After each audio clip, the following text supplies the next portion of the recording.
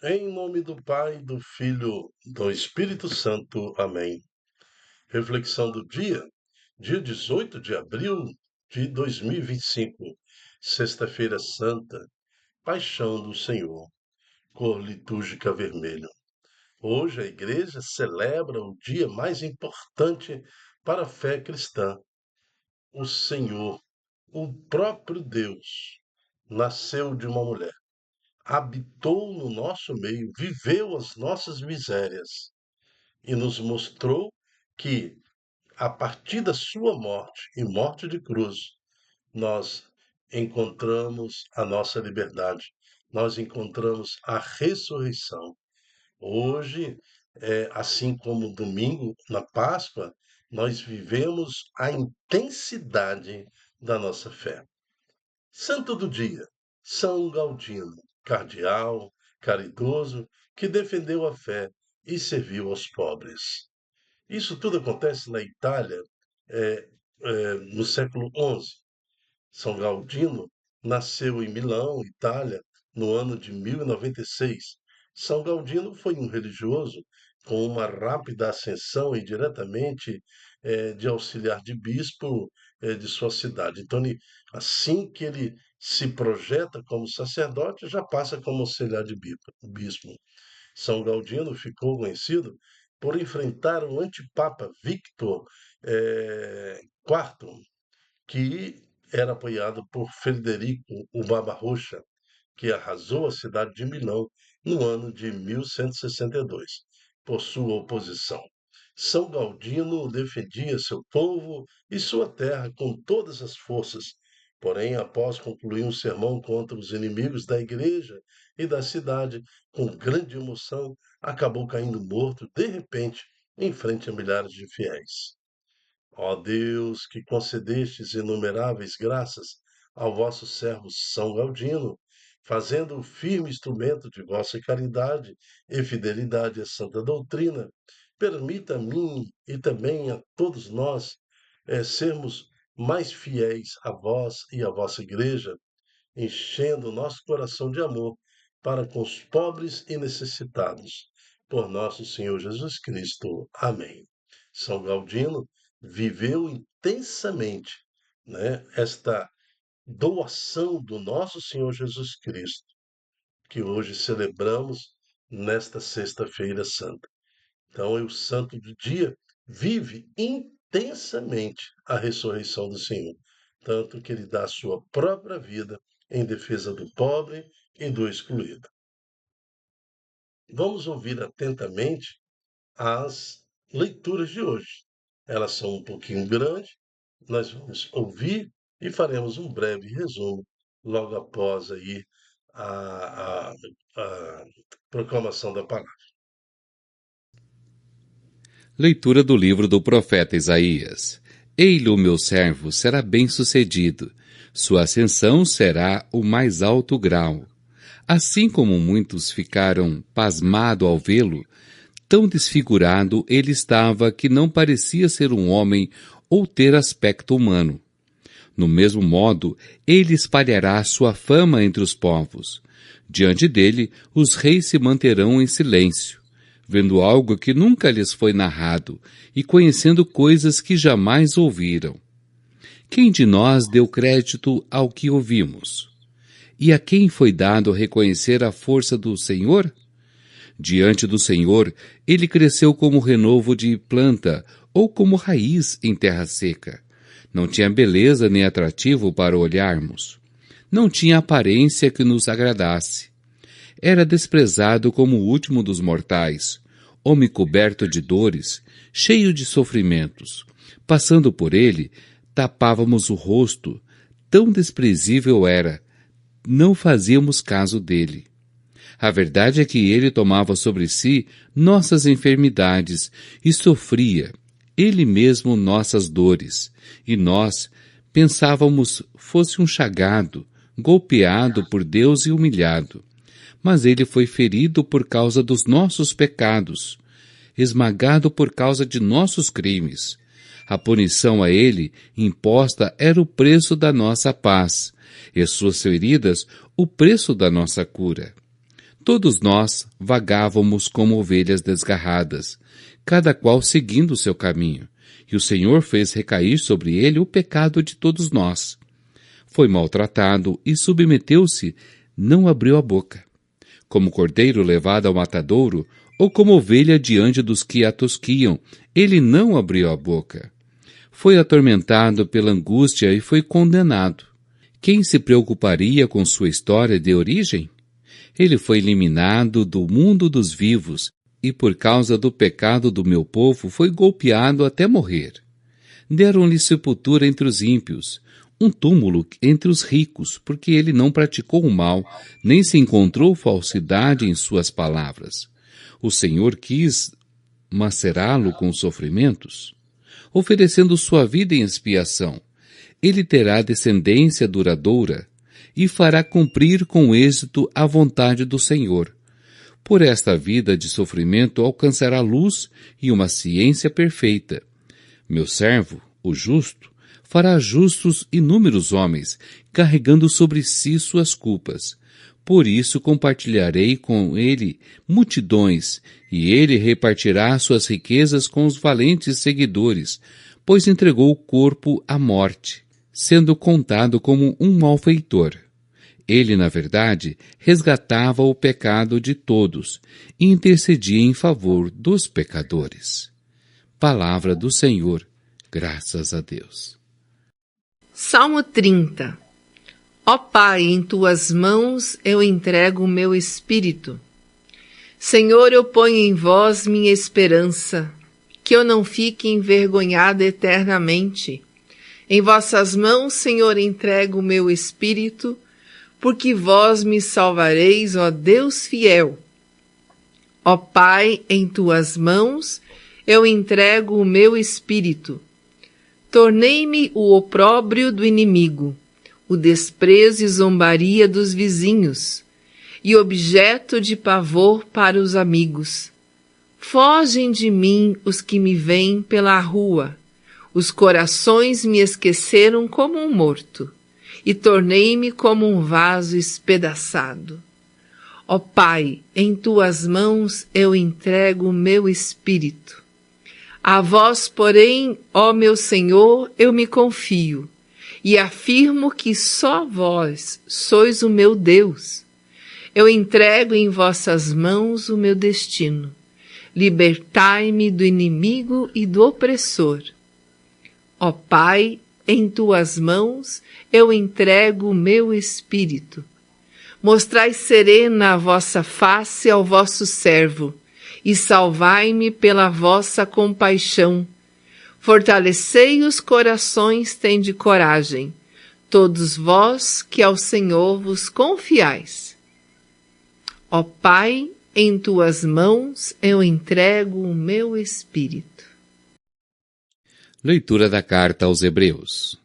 Irmãos, temos um sumo sacerdote eminente que entrou no céu, Jesus, o Filho de Deus.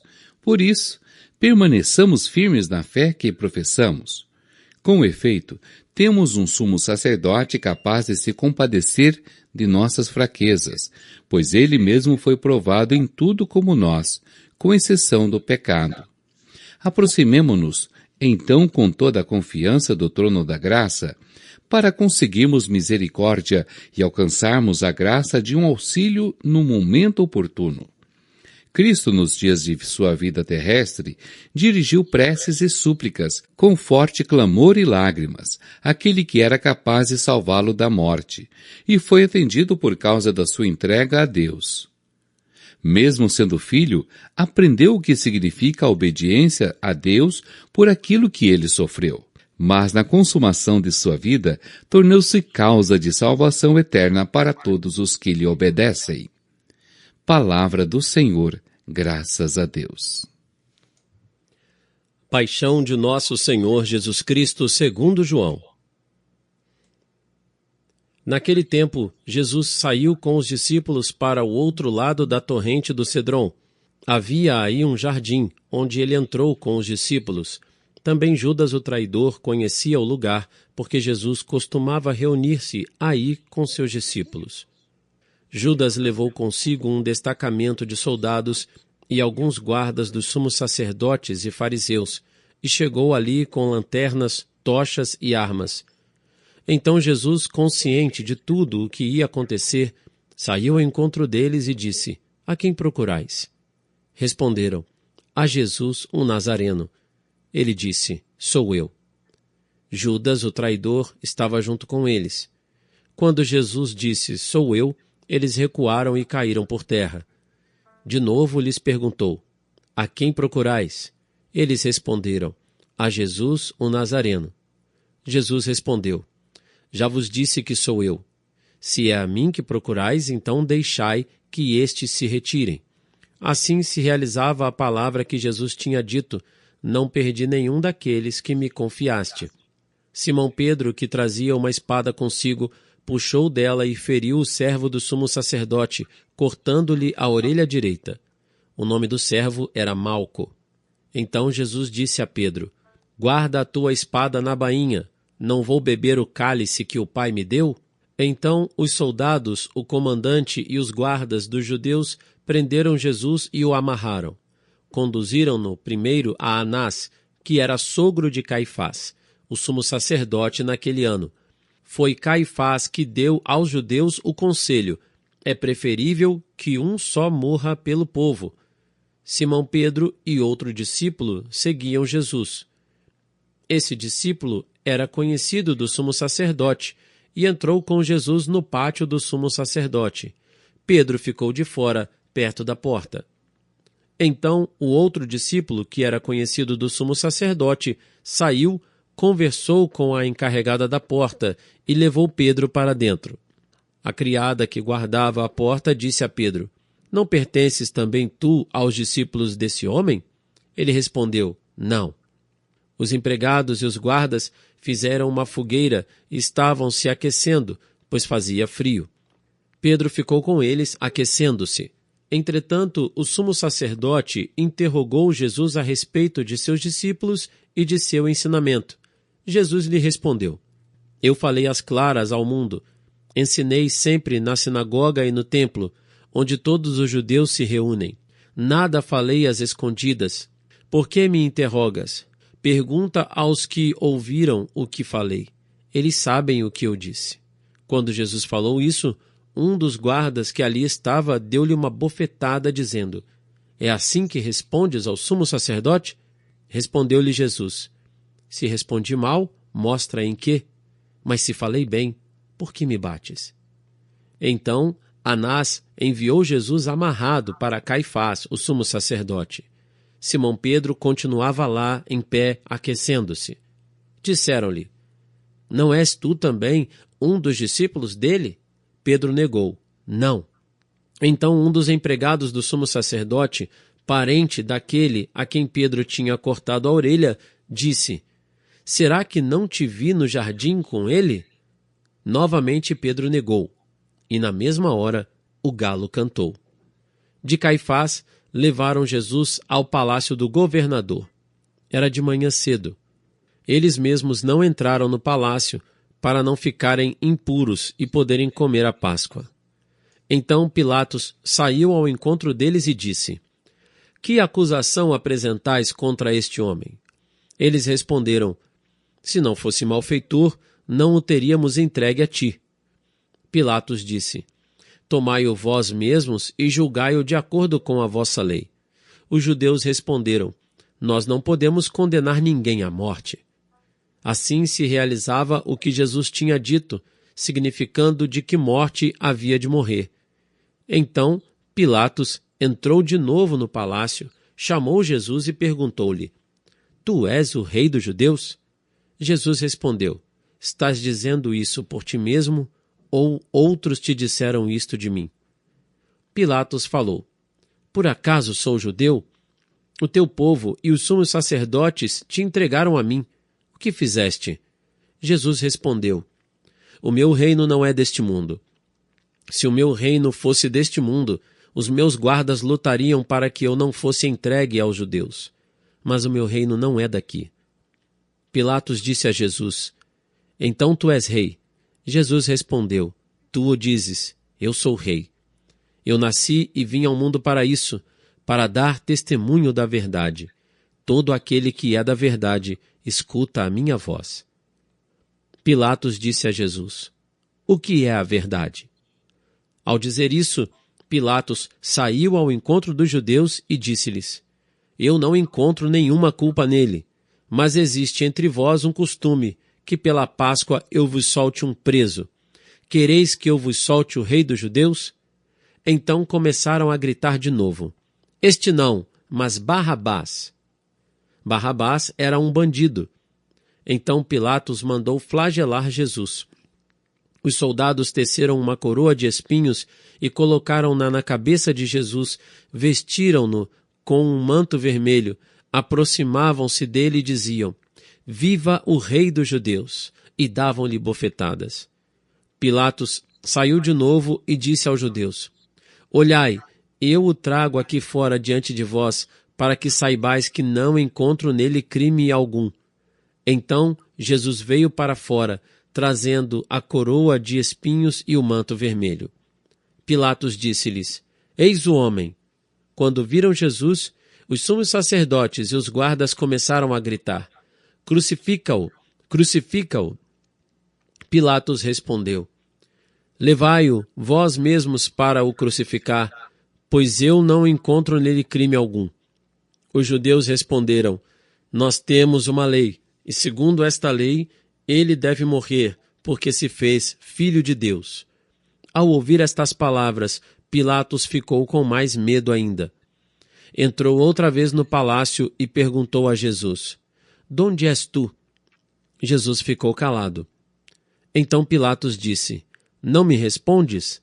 Não sabes que tenho autoridade para te soltar e autoridade para te crucificar?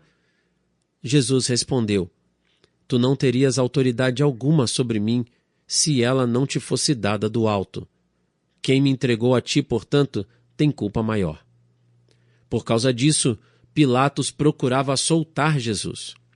Mas os judeus gritavam: Se soltas este homem, não és amigo de César.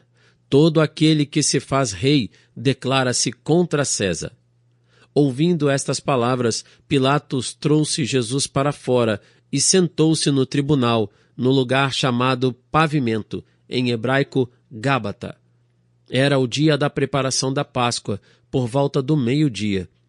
Pilatos disse aos judeus: Eis o vosso rei. Eles, porém, gritavam: Fora, fora, crucifica-o.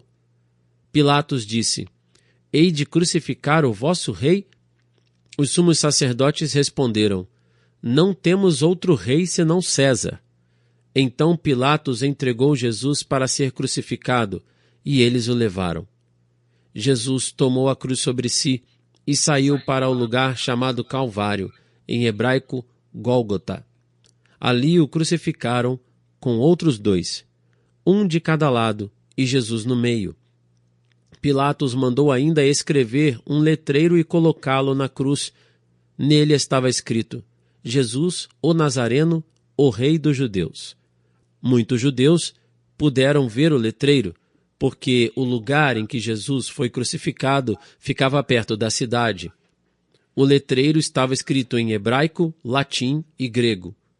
Então os sumos sacerdotes dos judeus disseram a Pilatos: Não escrevas o Rei dos Judeus, mas sim o que ele disse: Eu sou o Rei dos Judeus. Pilatos respondeu: O que escrevi está escrito. Depois que crucificaram Jesus, os soldados repartiram sua roupa em 4 partes, uma parte para cada soldado. Quanto à túnica, esta era tecida sem costura, em peça única, de alto a baixo. Disseram então entre si: Não vamos dividir a túnica, tiremos a sorte para ver de quem será. Assim se cumpria a escritura que diz: Repartiram entre si as minhas vestes e lançaram sorte sobre a minha túnica. Assim procederam os soldados.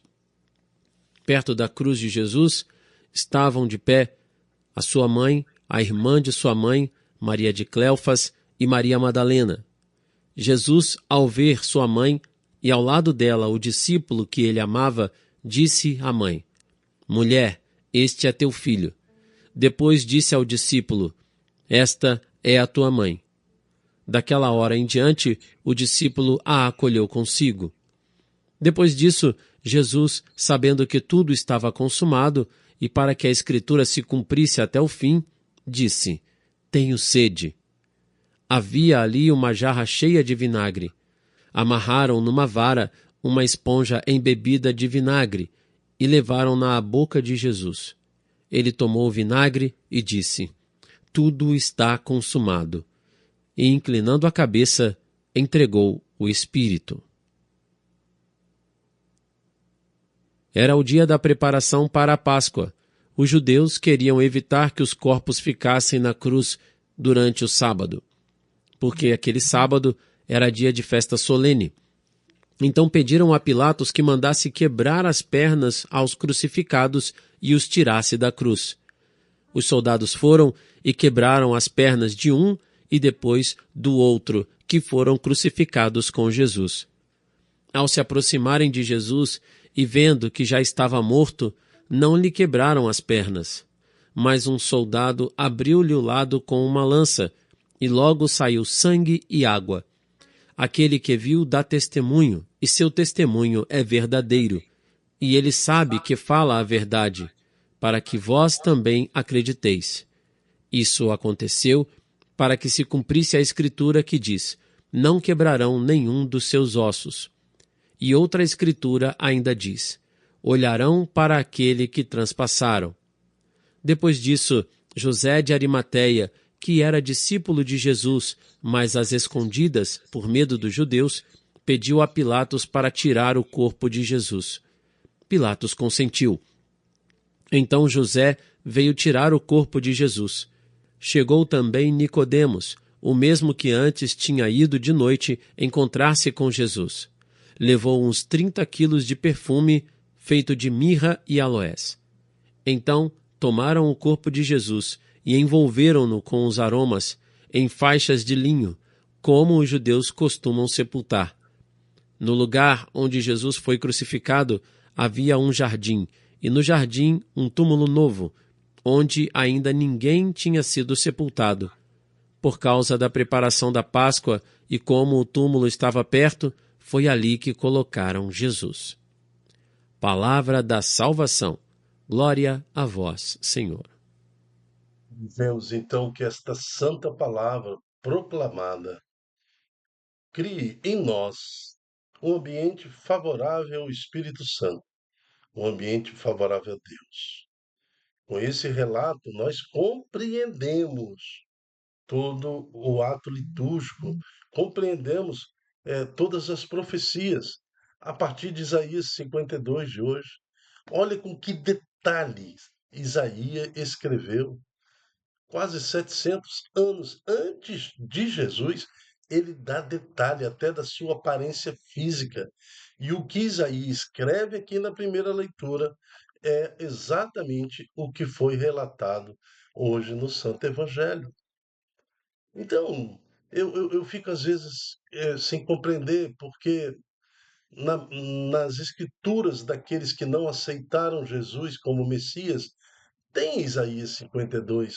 Nas escrituras daqueles que não aceitam Jesus, tem também o Salmo 30. Ó Pai, em tuas mãos eu entrego o meu espírito. Jesus proclama esse salmo também na cruz. Senhor, eu ponho em vós minha esperança, que eu não fique envergonhado eternamente. Em vossas mãos, Senhor, entrego o meu espírito, porque vós me salvareis, ó Deus de Israel. Então está aqui todo o relato, toda a comprovação teológica, todo o caminho da fé que leva a Jesus. Os reis magos, pagãos, homens de letras e que buscavam também nas referências e nas escrituras do Antigo Testamento esta projeção de Deus, essas profecias, né? Eles também liam os profetas. E no tempo que Jesus nasceu, olha, homens pagãos, eles não eram judeus, eles não tinham nada a ver com o povo hebreu, mas veja esta manifestação do mundo pagão em busca daquele que é o Senhor da luz. É o Senhor da luz. Então, Jesus, após esse relato da sua morte e crucificação, agora segue-se no Sábado Santo, proclamação da Páscoa e no domingo da ressurreição, o próprio Deus que no seu primeiro ato de criação cria a luz. Então, por isso que no domingo passa a ser o domingo mais importante, o dia mais importante, o dia da celebração. O nosso sabate passa a ser o domingo, porque na criação Deus criou a luz. E agora, a luz é o Cristo ressuscitado. É o domingo, o dia da criação da luz. É a luz, né, que se levanta. Então, assim também, no Santo Evangelho de hoje, nós podemos confirmar o que está escrito em Hebreus, capítulo 4. Todas as escrituras se cumprem. Agora, o mais importante tiramos. Jesus fala: o meu reino não é deste mundo. Aí destrói todas as teologias falsas que querem construir neste mundo, né, um reino de Deus. É a partir de agora. O reino de Deus está no nosso meio, já está no nosso coração a partir de agora, mas ele não é deste mundo. É necessário que nós morramos, nós temos que morrer, ressuscitar, né, para estar com o Senhor, ou então aguardar a sua vinda gloriosa, onde aqueles que já morreram, ou aqueles que estiverem vivos ainda quando o Senhor voltar, todos nós seremos julgados, juízo final, a ressurreição. Então, o reino de Deus é diferente de tudo que se prega neste mundo. Qualquer teologia que leve a uma falsa pretensão de instalar neste mundo justiça, neste mundo paz, neste mundo a igualdade, ela é falsa. Meu reino não é deste mundo, né? Então, o Sol como nós conhecemos, a Lua como nós conhecemos, os astros como nós a conhecemos, tudo isso será modificado, tudo isso aí será restaurado pelo Senhor, porque o reino de Deus não é deste mundo. Jesus mesmo fala: se fosse deste mundo, Pilatos, ah, aí meus exércitos já teriam dissipado tudo, mas meu reino não é deste mundo. Pilatos fala: então tu és rei? Né? Nós acabamos de ouvir. Então, enquanto na igreja experimenta e revive a morte do Senhor, nós também revivemos a esperança da ressurreição. É esse o sentido da Sexta-feira Santa. É esse o sentido de adorarmos a cruz, porque pela cruz conhecemos aquele que se fez homem no nosso meio, morreu por nós, e a sua morte nos traz a ressurreição. Por isso glorificamos a Deus, bendizemos ao Senhor, por esse dia em especial, por essa Sexta-feira Santa, pedindo a Deus que nos abençoe e que derrame sobre nós um espírito firme e de determinação, para que vivamos também a nossa ressurreição em Jesus Cristo. Amém. Eu me chamo Dilton Góes. O nosso projeto chama-se Ai de Mim, se não evangelizar. Seja você também um evangelizador, multiplicando em suas redes sociais este estudo, esta pregação, para que mais corações entendam a morte de Jesus, como que seu sangue purificador nos libertou das garras de Satanás, como que nós, agora, a partir da ressurreição de Jesus Cristo, também encontraremos a nossa ressurreição. Não temos mais medo de morrer, porque aquele batizado que morre em Cristo será ressuscitado conforme sua promessa. Amém. Até a próxima, se Deus quiser. Tchau, tchau.